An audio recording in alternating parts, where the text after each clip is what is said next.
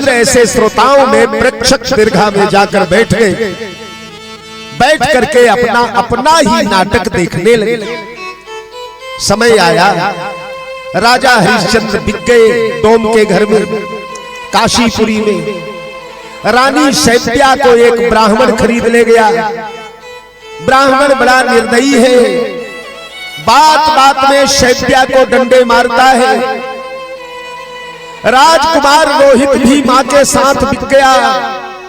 10 करोड़ स्वर्ण मुद्रा में राजकुमार बिका, 20 करोड़ स्वर्ण मुद्रा में रानी बिकी और 30 करोड़ स्वर्ण मुद्रा में राजा हरिश्चंद्र बिक गए।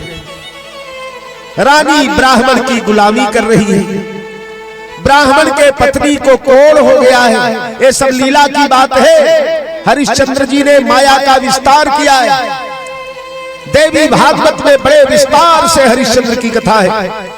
श्रीमद् भागवत में तो बड़े संक्षेप में हरिश्चंद्र की महिमा का वर्णन है। ये सारी कथाएं भागवत में नहीं आई। देवी भागवत ब्राह्मण के पत्नी को कोढ़ हो गया है। महारानी शैब्या उसके कोढ़ के कीड़े निकालती धोती है। आज रोहित कुमार गए हैं जंगल में लकड़ी काटने। लकड़ी काट के लकड़ी का गट्ठर बांधा है। जेठ का महीना है, लेकर चले। प्यास के मारे गला सूख रहा है। एक सरोवर दिखाई पड़ा। बट वृक्ष के नीचे वो लकड़ी का गट्ठर गिरा दिया। राजकुमार रोहित ने जाकर पानी पिया और जब लकड़ी उठाने लगे तो वहीं एक बिल था।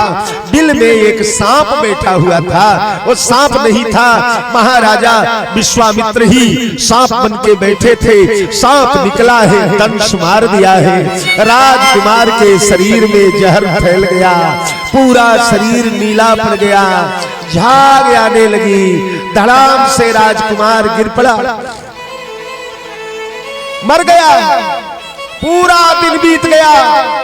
रात को 9 बजे आकर कुछ बालकों ने रानी शैब्या को कहा, अरे दासी, ओ तेरा बेटा सरोवर के किनारे मरा हुआ पड़ा है।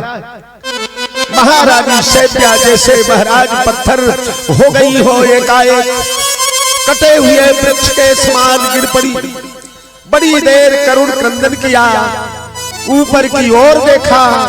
अरे क्रूर विधाता, अभी मेरे सूर्य वंश ने कितने पाप किए हैं। राजपाट छूट गया, प्रजा छूट गई, पति परदेश में बिक गए, हम बाहर बिक गए। हमारे बुढ़ाई का सहारा, बुढ़ाई की लकड़ी एक बेटा बचा था। क्रूर दया आई नहीं, मम सुत हते सटेक, और बूढ़ेपन की लाकड़ी राखिन छाने। बुढ़ाई की लकड़ी भी तूने छीन लिया मुझसे। गई है रानी, राजकुमार को उठाया है। राजकुमार की लाश लेकर के करुण क्रंदन करती, बिलपती, कलपती, तड़पती हुई ब्राह्मण देवता के पास आई है। ब्राह्मण देवता, मेरा बेटा मर गया, मुझे छुट्टी दे दो, जाके बेटे का दाह संस्कार कर दूं। ब्राह्मण ने कहा, खबरदार, 12 बजे रात तक तेरी ड्यूटी है, चल आटा पीस। और 10 सेर आटा दे दिया पीसने को। इधर बेटे की लाश पड़ी है, उधर कलेजे पर पत्थर रख करके रानी ने आटा पीसा। अब ब्राह्मण से बोली, ब्राह्मण देवता, मेरा बेटा नंगा है, मेरे बेटे के शरीर पर वस्त्र नहीं है, कफन नहीं है, 1.25 गज कपड़ा दे दो, बेटे का कफन बना दो। ब्राह्मण ने डंडा मारा रानी को, चुप, बड़ा कपड़ा लेने वाली आई, केवल भोजन की मैंने बात किया है, कपड़ा लत्ता कुछ नहीं मिलेगा। मरता क्या न करता। रानी ने अपना सिर का पल्लू उतारा, उसे फाड़ा और फाड़ करके बेटे को उसमें लपेटा। साड़ी कंधे तक आ गई, सिर की साड़ी उतर गई। अर्धरात्रि में करुण क्रंदन करती हुई अयोध्या की राजमहिषी, अयोध्या की राजरानी चली है। महाराज पत्थर पिघल रहे हैं रानी का रुदन सुन करके। जमुना के दोनों किनारे, गंगा के दोनों किनारे आंसू बहा रहे हैं। भगवान विश्वनाथ अन्नपूर्णा रो पड़े रानी की यह दशा देखकर। गंगा के घाट पर राजा जहां चौकी दे रहे, उस समय गंगा नहीं थी, कई विद्वानों का मत है, क्योंकि राजा सगय और भगीरथ हरिश्चंद्र के बाद में आए। वहां आनंद सरोवर नाम का एक सरोवर था। राजा हरिश्चंद्र डंडा लेकर के चौकीदारी कर रहे हैं। कह राजा हरिचंद्र देत हम समय सबही सुनाए, कौन जरावे प्रेत बिना कर यहाँ चुकाए। 1.25 गज कपड़ा और 1.25 पाव सत्तू, यही कीमत थी मुर्दा जलाने की।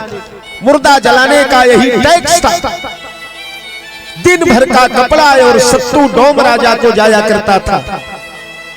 आखिरी ड्यूटी जो राजा हरिश्चंद्र की 12 बजे रात समाप्त होती है, वो आखिरी वाले मुर्दे का 1.25 पाव सत्तू राजा हरिश्चंद्र को मिला करता है।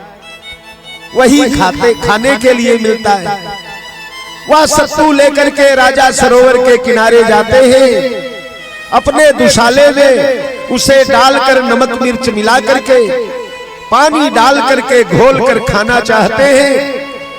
तब तक विश्वामित्र एक ब्राह्मण का वेश बना के आ जाते हैं। राजा बड़ी भूख लगी है, कुछ खाने को दे दो। और राजा वह 1.25 पाव सत्तू निकाल करके ब्राह्मण को दे देते। ऐसे 61 दिन राजा हरिश्चंद्र के मुंह में अन्न नहीं गया। केवल हड्डियां हड्डियां जर्जर काया खड़ी है। डंडा लेकर के प्रेत जैसे राजा हरिश्चंद्र। कह राजा हरिचंद्र देत हम समय सुनाए, कौन जरावे प्रेत बिना कर यहाँ चुकाए। सुनो सुनो मुर्दा जलाने वालों, 1.25 पाव सत्तू 1.25 गज कपड़ा मेरे मालिक का टैक्स है। बिना दिए कोई मुर्दा न जलाना। आज पूर्वज लोग विमानों पर मंडरा रहे हैं। पूर्वज लोग मानो कह रहे हैं हरिश्चंद्र आज सूर्यवंश के यान मान शान गौरव गुमान का दिन है। अगर भावना के सरिता में बह गए तो सूर्यवंश की मर्यादा टूट जाएगी, सावधान रहना। तब तक राजा के कर्णकुहरों में करुण कर्कश स्वर सुनाई पड़ा। लगा कलेजा विदीर्ण हो जाएगा। कोई स्त्री रो रही है। राजा चौंक गए, हे भगवान ये कौन दुखियारिणी है, इसका स्वर तो कलेजे को चीर रहा है। नजदीक आ गई है रानी। राजा ने पहचान लिया। दौड़े हैं, रानी क्या हुआ। रानी पछाड़ खा के गिर गई। बेटे की लाश उधर छिटक करके गिरी है। जलती हुई लुकाठी लेकर मरे हुए बेटे को देखा। आज धीरज का हिमालय पिघल गया। राजा हरिश्चंद्र तड़प उठे। रानी ये सब कैसे हो गया। रोती हुई रानी ने सारी दुख भरी कहानी सुनाया। बेटे को सरोवर में स्नान करवाया गया। वो जली हुई चिताएं जो है ना, उनकी लकड़ियां इकट्ठा करके तब चिताएं बनाई गई। वो जो आधी आधी लकड़ियां बची थी उस पर बेटे को लेटाया गया। मुखाग्नि देने का समय आया। राजा हरिश्चंद्र ने कहा रानी अब मेरे मालिक का टैक्स चुकाओ। ये आखिरी मुर्दा है मेरे ड्यूटी का, इसलिए इसका 1.25 पाव सत्तू मेरे को मिलता है। मैंने 1.25 पाव सत्तू माफ कर दिया रानी, पर 1.25 गज कपड़ा मालिक को जाता है। वो कपड़ा तुम्हें देना पड़ेगा। रानी गिर पड़ी। महाराज सिर की साड़ी फाड़ कर तब मैंने बेटे की कफन बनाया है, कहां से 1.25 गज कपड़ा दूंगा। राजा ने कहा रानी ये समस्या मेरी नहीं है तुम्हारी है। मुर्दा तुम लेकर के आई हो, तुम चुकाओ चाहे जहां से चुकाओ।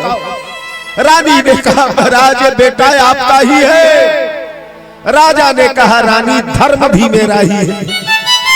बेटा मर गया तो दोबारा मिल सकता है, पर धर्म टूट गया तो दोबारा कहां से मिलेगा। नहीं रानी 1.25 गज कपड़ा आपको देना पड़ेगा। धरती आकाश पाताल रो रहा है। 33 कोटि देवता आंसू बहा रहे हैं। बाबा विश्वनाथ रो रहे हैं। राजा निर्दयी जैसे खड़े हैं। बिना कर चुकाए मैं बेटी की लाश को सरोवर में फेंक दो, मैं जलाने नहीं दूंगा। रानी ने कहा राजा सब कुछ लुट गया, प्रजा चली गई, राजपाट चला गया, धन वैभव चला गया, पति चला गया, बुढ़ाई का सार, और सारे दर्शक रो रहे हैं। भला ये नाटक चल रहा है। राजा हरिश्चंद्र का, सत्यवादी राजा हरिश्चंद्र नामक नाटक चल रहा है। सारे दर्शकों के वस्त्र गीले हो गए हैं, रो रो करके बुरा हाल। राजा ने कहा खबरदार सबागच कपड़ा चुकाओ। रानी ने कहा राजा सब कुछ तो लुट गया, बुढ़ाई का सहारा बेटा भी चला गया, अब बची निगोड़ी लाज, तो लाज को ही बचा कर क्या करूंगी राजा।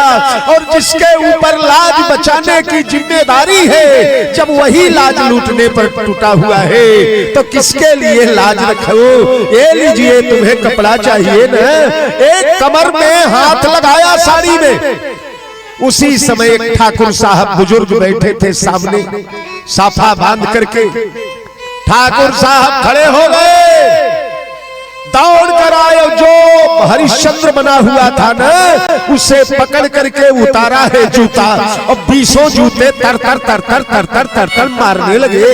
बोले नालायक कहीं का, निर्दयी कहीं का, पापी, तेरे मन में दया नहीं है, इस बेचारी का बेटा मर गया है, इतना रो रही है, इतना करुण क्रंदन कर रही है, और इस हत्यारे को कपड़ा चाहिए। ए मुनीम जी, जाओ दुकान से जितना कपड़ा लगे इस नालायक को ला करके दो, और बेटी को मुर्दा जला। अरे महाराज, राजा हरिश्चंद्र खड़े हो, ओ सत्यवादी हरिश्चंद्र, भारतेंदु बाबू हरिश्चंद्र खड़े हो करके नाचने लगे। मेरा नाटक सफल हो गया, दर्शक दीर्घा में ये सत्य दिखाई देने लगा। ये लोग भूल गए कि ये नाटक है, इन्होंने सत्य घटना मान लिया। हरिश्चंद्र बाबू ने सोचा मेरा नाटक धन्य धन्य हो गया।